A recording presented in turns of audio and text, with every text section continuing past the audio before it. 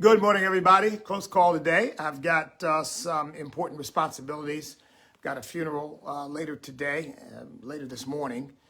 And so I'm scrambling a little bit, but I'm on time, believe it or not. And that's, well, no, of course, you don't have any reason not to believe it, but the way I was scrambling in the last few minutes, I can hardly believe it. But thank God, here I am.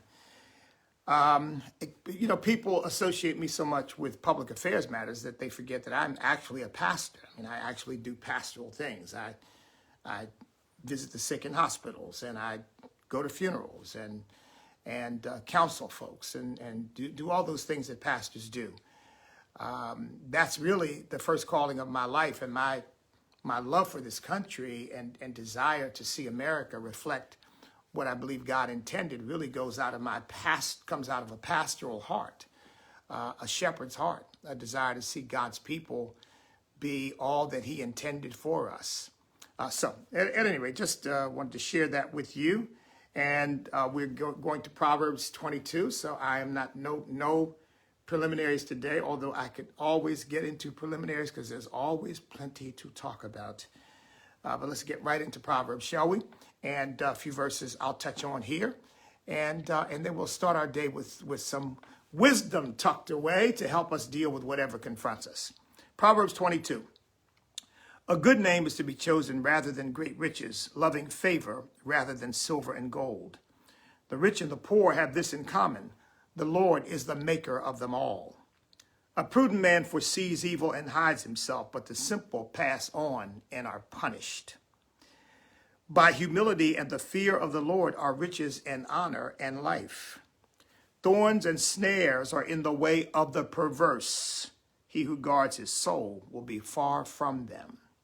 Train up a child in the way he should go, and when he is old, he will not depart from it. That's very familiar, I'm sure to all of us. The rich rules over the poor, and the borrower is servant to the lender. He who sows iniquity will reap sorrow, and the rod of his anger will fail. He who has a generous eye will be blessed, for he gives of his bread to the poor. Cast out the scoffer, and contention will leave. Yes, strife and reproach will cease. He who loves purity of heart and has grace on his lips, the king will be his friend. The eyes of the Lord preserve knowledge, but he overthrows the words of the faithless. The lazy man says, there is a lion outside. I shall be slain in the streets. The mouth of an immoral woman is a deep pit. He who is abhorred by the Lord will fall there.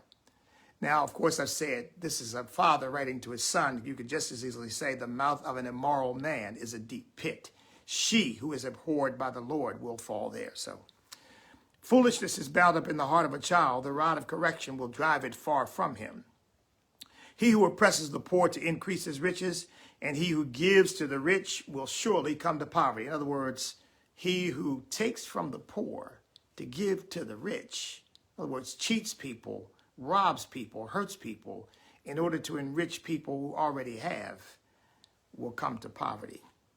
And the rod of correction, that is, will surely come to poverty. Let me get that straight. 17th verse. Incline your ear and hear the words of the wise, and apply your heart to my knowledge. For it is a pleasant thing if you keep them within you. Let them all be fixed upon your lips, so that your trust may be in the Lord. I have instructed you today, even you. Have I not written to you excellent things of counsels and knowledge, that I may make you know the certainty of the words of truth, that you may answer words of truth to those who send you? Do not rob the poor because he is poor, nor oppress the afflicted at the gate. The Lord will plead their cause and plunder the soul of those who plunder them. Make no friendship with an angry man, and with a furious man do not go, lest you learn his ways and set a snare for your soul. Do not be one of those who shakes hands in a pledge, one of those who is surety for debts. If you have nothing with which to pay, why should he take away your bed from under you? Do not remove the ancient landmark which your fathers have set. Do you see a man who excels in his work? He will stand before kings. He will not stand before unknown men. Proverbs 22. Let me hit a couple verses here. One is the rich and the poor. Second verse, the rich and the poor have this in common. The Lord is the maker of them all. And you know what that really says? Every single one of us. Who is the wealthiest man in the world right now? I think it's Jeff Bezos. It might be somebody else, but he's close. He's either the first or second. I think he's worth close to $200 billion now. And do you know what? First of all, to God, that's a pittance. It's a pittance to God. God owns the whole universe. But you know, the second thing is, Jeff Bezos is going to stand before God, and none of that wealth is going to do him any good. Bill Gates is going to stand before God. Warren Buffett is going to stand before God. You name it. You name the millionaire who will stand before God. Ted Turner. They're all going to stand before God. And their money is not going to buy their way into heaven, and money is not going to buy their way out of hell. See, God is no respecter of persons. And this gets me to another point that I always have to remind people of. No one is going to be able to stand before God and plead their ethnicity. Well, now, wait a minute, Lord, I'm black, and you have to understand. Well, wait a minute, Lord, I'm white. You understand? Well, wait a minute, Lord, I'm Hispanic. You have to understand. Well, wait a minute, Lord, I'm a woman. No. You're going to give an account for the deeds done in the body, and you're not going to be able to make excuses based upon the group that you identify with. Rich, poor, black, white, red, brown, yellow, doesn't matter. Every single human being is going to stand before God and give an account. And that's what we try to get these leftists to see. They think that the meaning of life is in your racial or gender or whatever identity they can come up with, because they're concocting them. You know, it seems like they're meeting every morning and printing out new identities all the time. You know, you got about 100. You got more sexual identities, gender identities than Heinz has soups or whatever that is. Remember the 57 flavors like that? Yeah, I mean, this stuff is just, it's insane. If you remember that you've got to stand before God and give an account for yourself, for who you are and what you've done. I mean, to me, it helps clarify matters. You know, there's no black judgment. There's no white judgment. There's no Asian judgment or Indian judgment or Hispanic judgment. The judgment of God will apply to all equally. And ultimately, the only thing that matters is being in right relationship with him. See?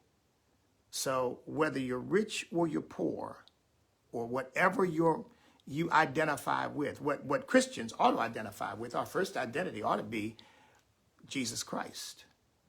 I am a Christian. I am a disciple of Jesus Christ. That is my identity. My identity is not in the melanin of my skin. You know, I had something happen several years ago. You all probably heard me tell this story or some of it.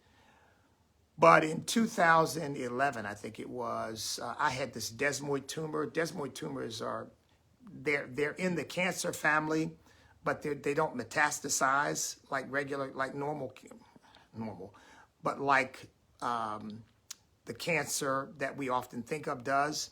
It's a localized tumor that can literally grow without stopping. I mean, just it'll grow till it pretty much takes over your body. And, you know, I've seen pictures of people with these things the size of watermelons on their leg. Well, I had one on my abdomen. One of the treatments I got was chemotherapy. I didn't have to go into a hospital and receive anything intravenously, but I had some pills prescribed. And they were trying different things to try to get this thing to respond. And when one set of pills didn't respond, they would try another. So at one point, they tried this kind of pill. And I started taking it, and you can't tell whether this thing's having any impact on the tumor right away because it just takes a while to know. But one day I don't know what I was doing, but I was at home, and my wife looked at me and she said, "You know what? Your skin is lighter." And I said, "Nah, my skin's not lighter." And I said, "No." I said, because I get lighter in the winter when I'm not out in the sun as much. I get darker in the summer. So I have several shades that I operate under, darker shades in the summer, lighter shades in the winter. And I just blew it off. Yeah, okay. And so I was washing my hands one day and I looked down at my fingers and saw that at the tips of my fingers, it was several shades lighter than the rest of my hand. In other words, that chemotherapy medicine was actually destroying the melanin in my skin. You know what that's a reminder of? I am not dark skinned because there's something sort of inherent in my character that goes along with that. I am dark skinned because I have melanin that makes my skin dark. And when I started taking a medicine that it was eliminating the melanin, my skin was getting lighter. And of course, I joked with my wife and others, say, you know, as a black conservative, the last thing in the world I need is my skin to lighten because they already claim that we're not black anyway. So, you know, that's the last thing I need. But the point is, it just goes to show how superficial your complexion is. That's not who you are. As much as people want to make it so, that's not who you are. Who you are is who you are on the inside. Wealth doesn't change that. It'll amplify it. If you're depraved on the inside and you've got money, just ask Jeff Epstein. Well, you can't. He's in hell now. But if you're depraved on the inside and you get money, guess what it'll do? It'll amplify that depravity. And if you've got a good, decent, generous, compassionate, loving, caring heart on the inside, and you have money, guess what that money will do? It will allow you to do more good things for more people and be a blessing to so many others. That's not what's going to make the difference when you stand before God. Remember that rich man who had all this money? He said, oh, look at this. He said, I'll tear down my barns and I'll build bigger. It's a biblical story in the book of Matthew. I'll tear down my barns and I'll build bigger. He said, and soul, take your ease, eat, drink, and be merry. And God appeared to him and said, you fool, tonight your soul shall be required of thee. Then who shall these things be? And Jesus said, so is everyone that is not rich towards God. So you know what? Warren Buffett, Bill Gates, again, you name the Jeff Bezos, Mark Zuckerberg, all of these big tech guys, all these Silicon Valley guys, these big investors. Who's the New York guy? What's his? Blumenthal? Bloomberg. Yeah, him, all of them. You know, stand before God. You know that old story about the wealthy guy going by and there's 100 cars in the funeral and it's bedecked with flowers and oh my goodness, you can just tell the extravagance. And one person looks at it and says, wow, he was really rich. How much you think he left? And the guy looked at him and said, every dime of it. So he left it all because he couldn't take a bit of it with him.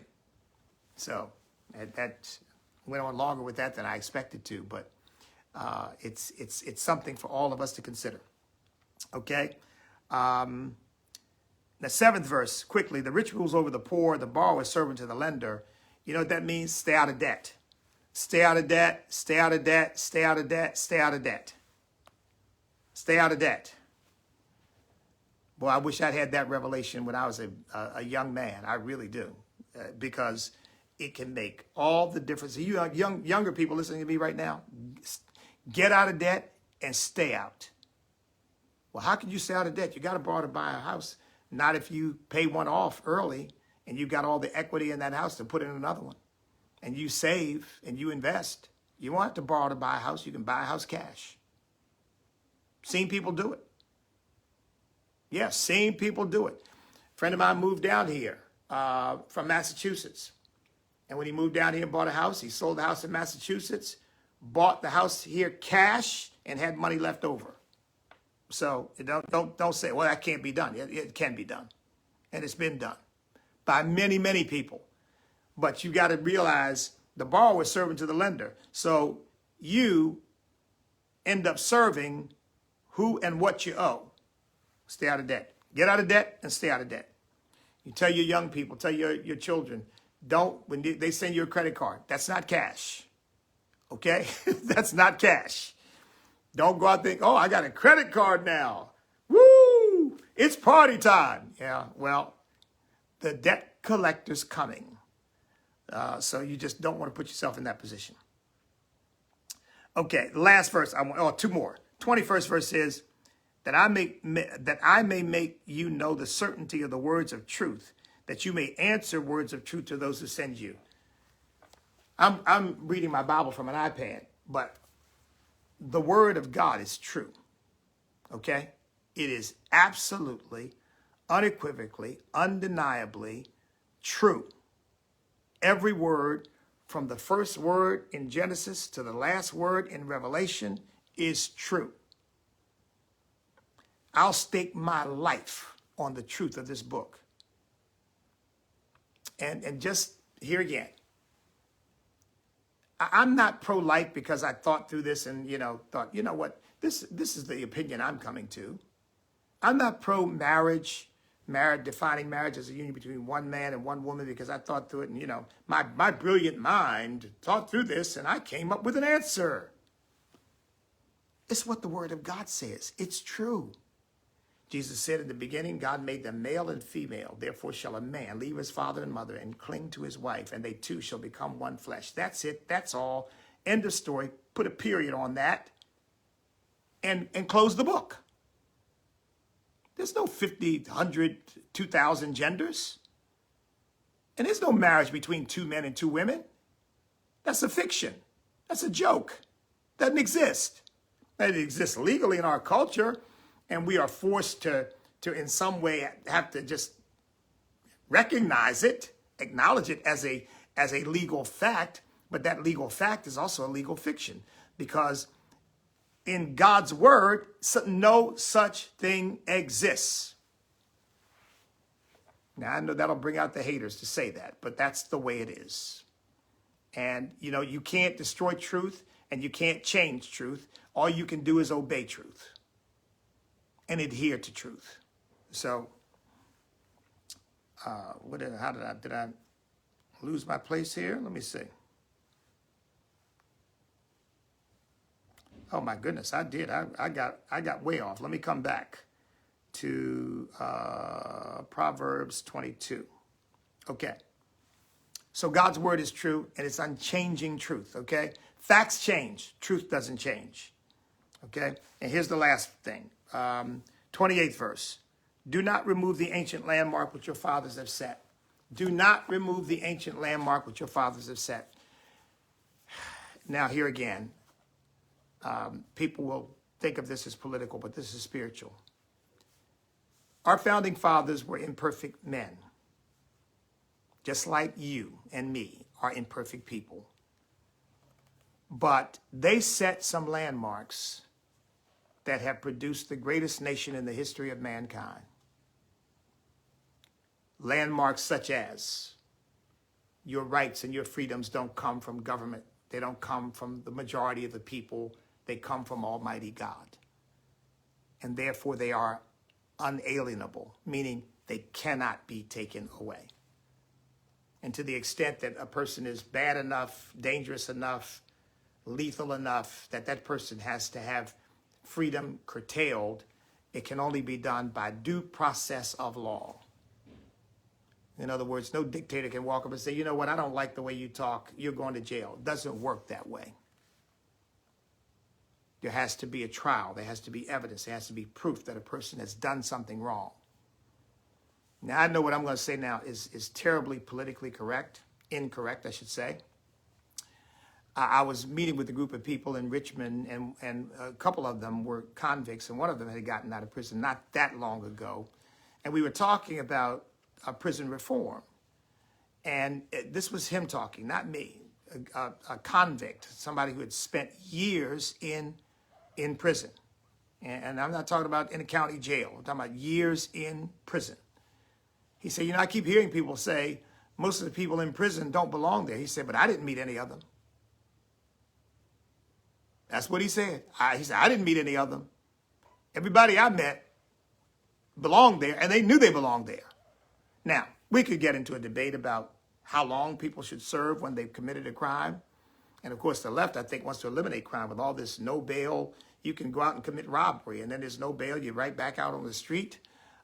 This crazy prosecutor out in L.A., Gascon, financed by George Soros, he wanted to end life in prison without the possibility of parole, even for a double murderer who had killed a cop in the process. He committed robbery and double murder. He didn't want, so he shouldn't go to prison for life. There shouldn't be life in prison without parole. He said he wasn't even going to ask for that anymore, or the death penalty. None of that anymore. That's too draconian. You can take somebody's life. You can kill multiple people, but you still ought to be able to get out and roam free among us. No. There's a difference between that and some kid caught smoking marijuana who ends up with a felony on his record. I'm against that. No question about it. I'm against that. I don't think a person's life ought to be ruined for. So, yeah, we should not be locking people up forever. But prisons and police are necessary in a sinful world. Okay? That's the way it is. I mean, nothing does my heart more good than to see a person's life transformed, even in prison. And it happens. And we saw President Trump pardon some people who were in jail probably for longer than they should have been. Not that they shouldn't have been in jail, but they were in jail probably for longer than they should have been. They got saved. They came to a saving knowledge of Jesus Christ. Not that that's the prerequisite, of course, but that's, to me, is an indication that a person really is on the pathway for a new life.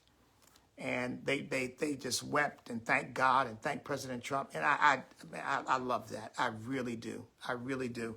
But this idea somehow that nobody deserves to go to jail is a Marxist idea. That comes right out of Karl Marx's playbook. He believes that prisons and criminal laws and all that are wrong, and that they're the result of a capitalist system that exploits people, and criminals are nothing but capitalists who don't know how to do it right. Yeah, that was Marx's view.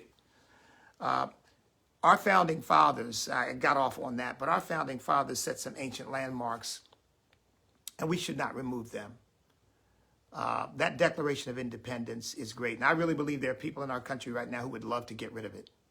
I really do. They don't believe that God gives us rights because they want rights that they know God would never give. Okay? God never gave anybody the right to same-sex marriage. And so they don't, the idea that our rights are God-given, fundamental rights are God-given, is anathema to what they believe. God never gave anybody a right to kill their baby. So they don't like that. Well, God-given rights. We'll decide what rights we give. Okay. But those ancient landmarks should not be removed. And I tell you, when I hear about the statues of Thomas Jefferson and George Washington and Abraham Lincoln being torn down, it grieves my heart. I can't believe that Americans are that stupid. Because while these people were imperfect, we have got a constitutional republic that's lasted almost a quarter of a millennium. It has withstood the test, withstood world wars, civil wars, domestic violence and uprisings, all kinds of divisions, and not just between black and white. But I was just reading recently about what the Irish and the Italians went through when they got here, and the Southern Italians versus the Northern Italians. I mean, it was a mess. It was an abomination.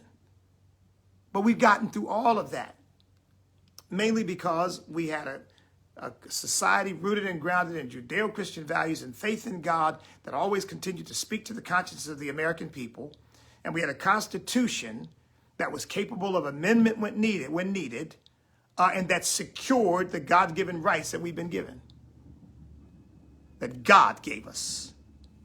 Those are ancient landmarks which our fathers have set.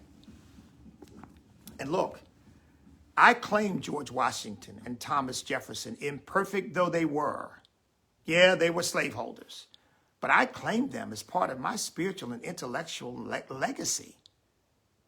Those men have informed our lives, whether we know it or not. Some people are just too full of bitterness and hatred and anger to know it. And I'm not just talking about some of these black radicals. I'm talking about these radical whites who are busy trying to destroy our history.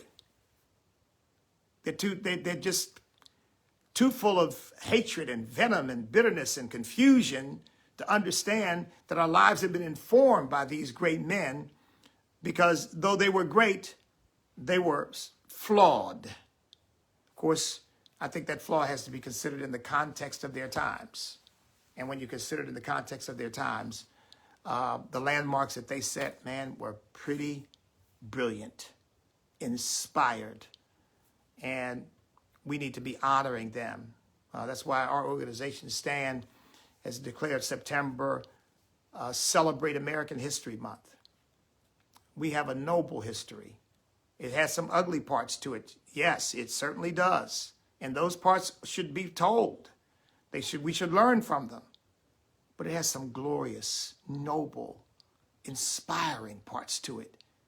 And those parts are not being told, because there are people who don't want to instill patriotism in our children. Wow, you know what? I've gone longer than I expected, but let me just share this one thing with you, because this is something that I will never forget as a cautionary tale. Do you know Hitler marched into France and took France in 6 weeks? I mean, barely fired a shot. There were shots fired, but it was easy.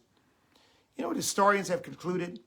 France had more munitions and had a larger army and could have beat back the forces of Adolf Hitler at that point in the war. But you know why they didn't? Because they had spent a generation after World War I of being told that nobody should fight in a war, nobody should join the military. Joining the military was futile, and it was stupid, and it was immoral, and we don't need to be involved in that kind of hyper nationalism. And basically what they did was they demoralized the whole generation. And when Hitler came marching in, well, you know, I mean, better for Hitler to rule than for us to fight, right? That was the attitude many had. And now we've got a generation of colleges, campuses, that we don't want ROTC on our college campus. We don't want our children polluted with that. They're trying to demoralize a whole generation. And when the day comes, and it will come, make no mistake about it, it will come. When the day comes that an enemy is breathing down our necks, threatening us with martial action against us, if you've got a generation unlike World War II generation, the World War II generation that got up and said, you know what, we will not bow to Adolf Hitler or anybody else. We are free people, and we will fight for that freedom if it means our lives. Yet thousands of young men stormed the beaches of Normandy and lose their lives fighting for their country, upholding the flag that an idiot like Kaepernick wouldn't stand up for, and some of these other fools wouldn't stand up for. And now we're raising a generation of people who need safe spaces and crying rooms, and we you know, America's no better than any place else. That's just the circumstance France was in when they came under the heel of Adolf Hitler. And we Americans had to free them. Not that there weren't courageous French people who fought, but the society itself had been demoralized. Let's not let that happen to our country. Do not remove the ancient landmarks, which our fathers have said. You know what George Washington said? The best way to secure the peace is to prepare for war. God bless you. I love you. Pray for me. I'll be praying for you. And remember, we cannot be defeated if we will not quit, because we are on God's side.